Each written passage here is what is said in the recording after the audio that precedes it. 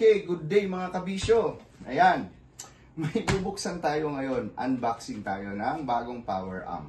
Ayan. Yung aking isang power amp, dinispose ko na.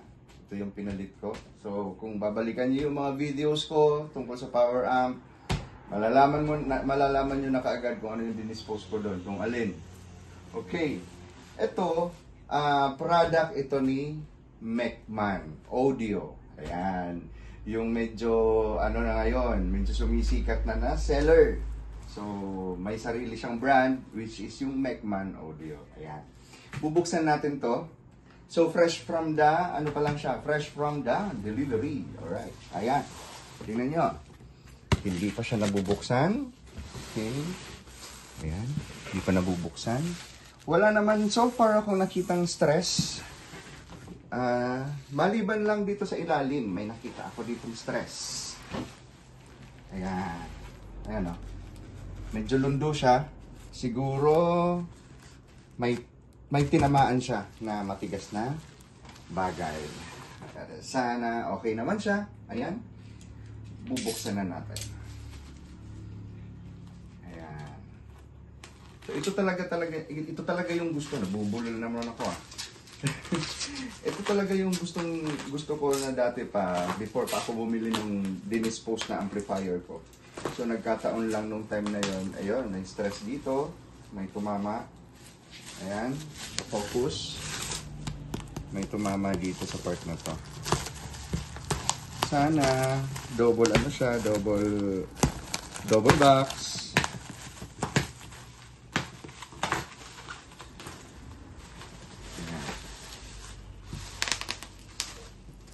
Okay. So, sabi ni seller, sabi ni Mecman sa akin,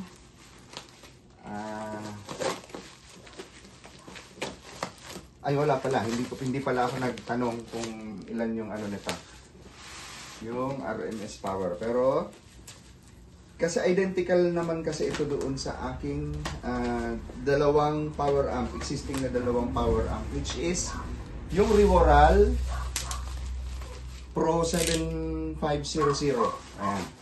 Identical to. Actually, isang manufacturer lang yata. Kaya lang, ang ginawa dito ni Mecman Audio, pina-enhance niya. Okay. So, sa susunod na video, mag-gut check tayo nito. Titingnan natin ang loob, tapos i-compare natin doon sa existing ko na Rivoral na power amplifier. Iyaano natin. Maggagawa ko ng comparison video para makita talaga kung ano yung pina-enhance ni Mecman. Ilagay ko sa description ng video, itong video ito yung link ng Facebook account ni Mecman Audio. Kasi parang nag-pull out muna siya sa Lazada and Shopee yata. Kasi yun nga, may mga magkakaproblema sa deliveries. Ayan. Okay, ito lang yung stress. Saka doon. Okay.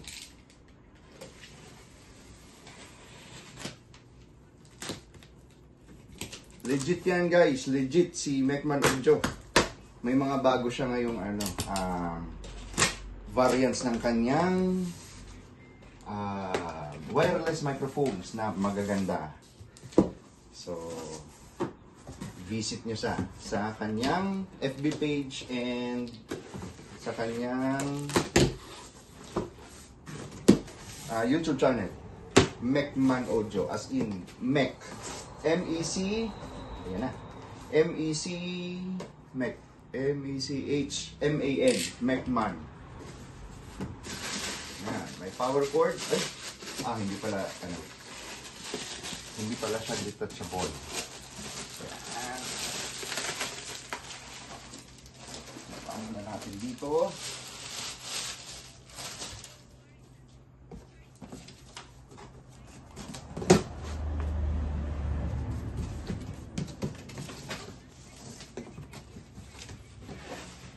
Tabi muna natin to.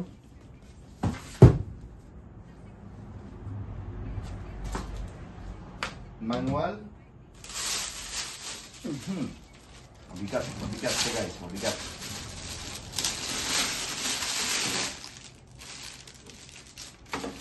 May warranty seal. Okay.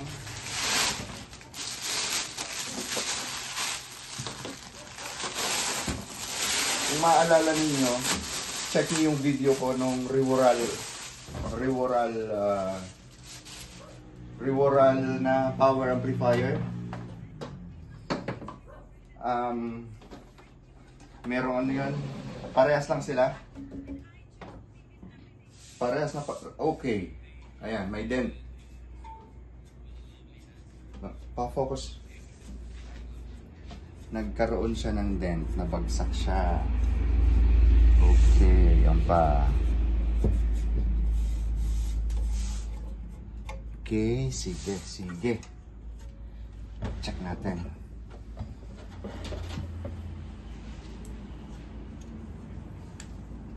Silipin ko lang guys, baka kasi may natanggal or what. Bago natin i-plug.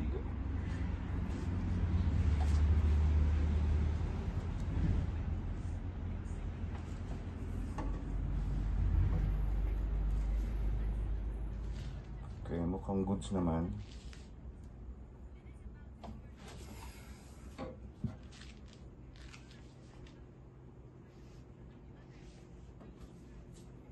Okay, sige.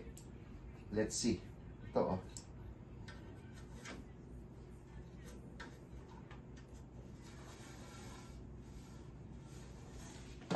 Okay.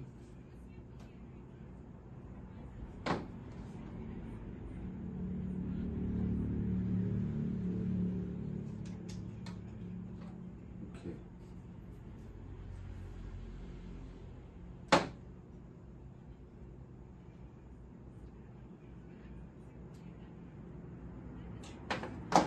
Pa-plug in ko na.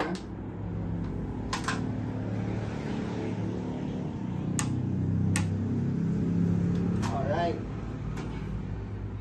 Sige lang. Okay. Yun, good. Good siya. Testing tayo, testing para malaman natin. Okay. Yung manual is same doon sa dati kong power supply. Ay, power amp. Sorry. So, titingnan natin. Baka may nagbago sa... Okay. Ito siya. 750 watts times 2. 750 watts times 2. And then pag naka 4 ohms, 1,100 times 2. And then pag naka 8 ohms, bridge power is 2,200. Okay, good. So, the same lang talaga siya. Ito ang magiging problema natin. So, parang babalik-patin na lang natin yan. Okay. Tingnan natin, kausapin ko si seller tungkol dyan. Kasi ano naman siya na any problem daw, magre-refund siya or what. Pero sa tingin ko, hindi ko na ito ibabalik. Minor, ano lang naman siya, minor defect. So, speaker, kabit ko dito sa aking dalawang ZLX15 na Kevlar. Ayan. Number one. And then, ito ang gagamitin ko. Yung ating Soundcraft UI16 na digital mixer para sa ating music source.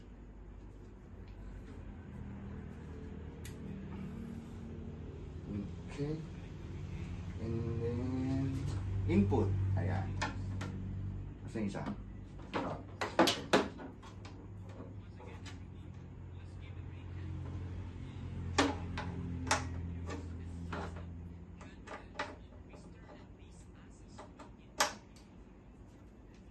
Okay, goods na. Power, connect muna tayo guys para diretso.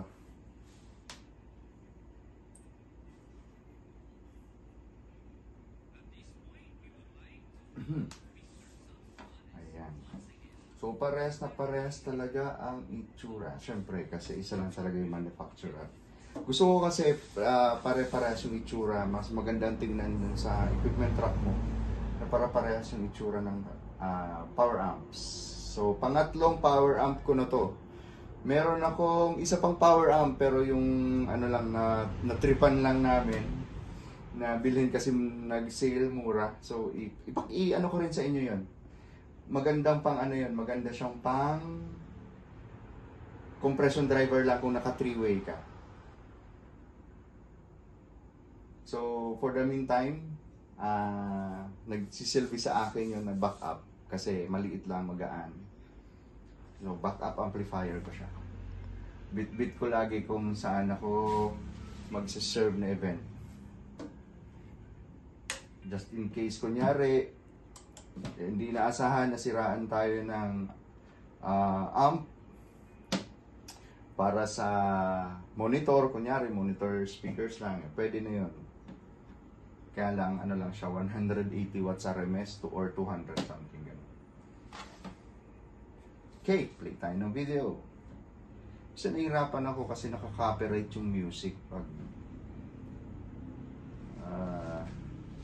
mag-ano lang tayo, magra-random lang, kumbaga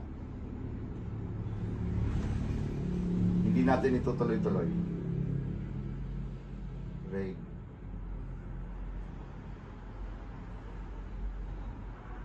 Okay. Tingnan natin pa. Uy, nag-ads pa. Okay, nasaan na yung naglalag. Uy.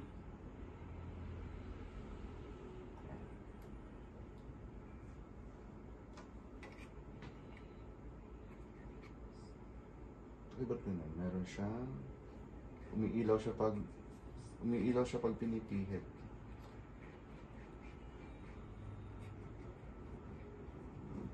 Meron siya scratchy parts.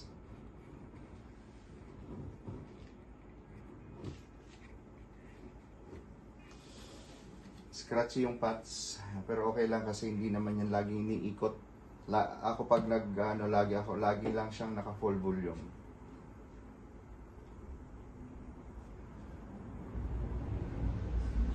Konti lang muna.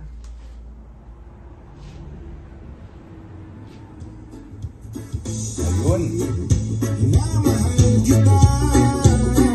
Walang makakapigil sa ating damdamin.